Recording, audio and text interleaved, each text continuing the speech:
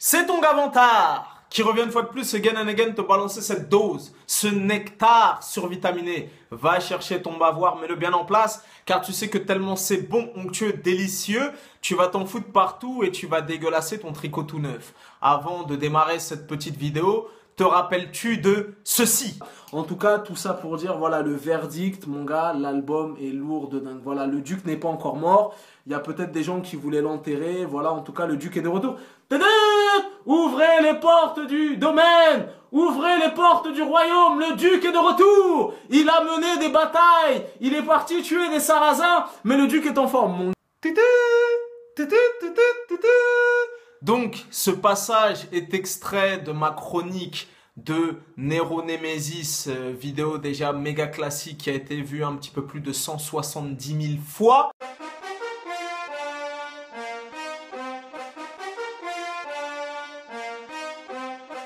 Et ce passage bien précis est tellement légendaire que Booba lui-même l'a partagé sur son compte Instagram.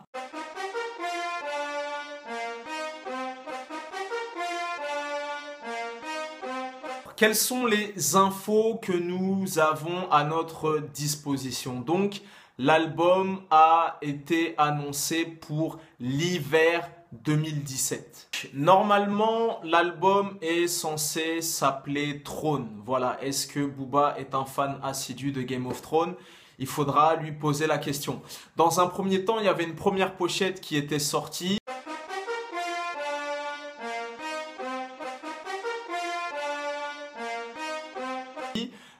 Voilà, tout le monde s'était excité et c'était annoncé comme la... Enfin, jusqu'à preuve du contraire, il n'a pas annoncé et validé que c'était la cover officielle. Et du coup, on a quelques doutes parce qu'il y a quelques jours, il a balancé une nouvelle pochette sur son compte Instagram.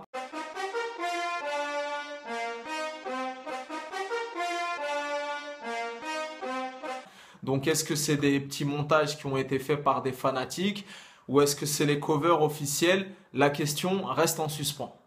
Et aujourd'hui même, il y a un track listing qui a fuité.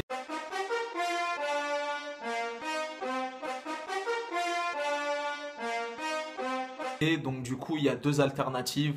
Il n'y en a pas 1 milliard, soit c'est un vrai, soit c'est un fake. Mais après l'avoir analysé avec un œil rétinien et bionique, je me suis dit, il y a des choses qui se tiennent, voilà. En tout cas, si c'est un fake, le mec qui l'a fait, il s'est vraiment pris la tête pour que ce soit indétectable, mais ça peut être plausible. Donc voilà, comme je t'ai dit, les faux track listings, c'est monnaie courante. Mais ce track listing, après l'avoir analysé, je me dis pourquoi pas et pourquoi pas. En tout cas, si c'est vrai, l'album serait composé de 16 titres. Et moi, personnellement, je trouve que c'est une bonne chose.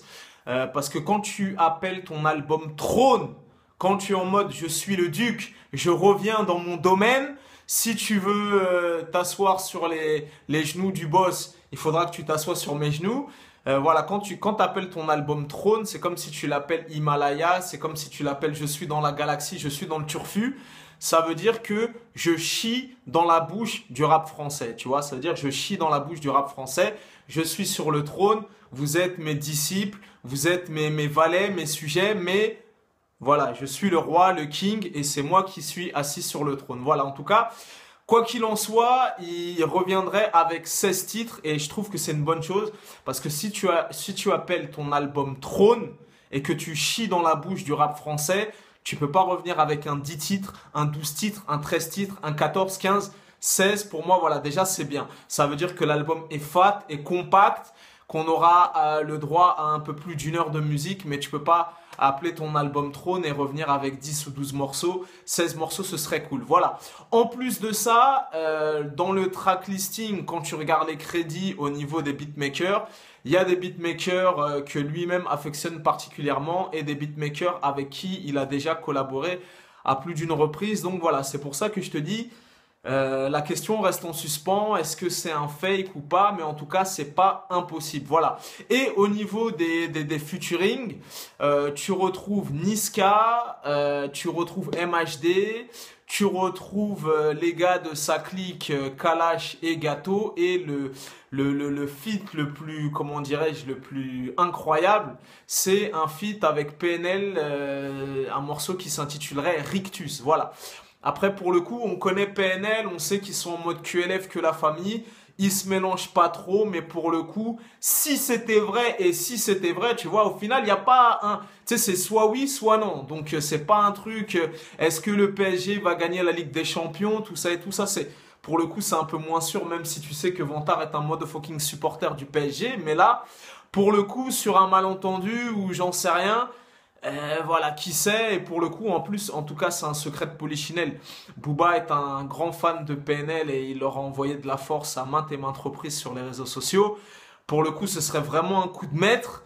Et pour le coup, ce serait vraiment le duc, le king du domaine et du royaume, parce que ce serait le seul gars qui aurait réussi à faire un feat avec PNL en sachant que les mecs de PNL ne se mélangent pas. Voilà. En tout cas, quoi qu'il en soit, comme il l'a annoncé, l'album devrait sortir à l'hiver 2017, c'est-à-dire entre septembre et décembre. Quoi qu'il en soit, Vantard sera sur le coup et la chronique sera légendaire et tu le sais déjà. Voilà, c'était ton gars Vantard, peace and love, à bientôt. Toulout, toulout.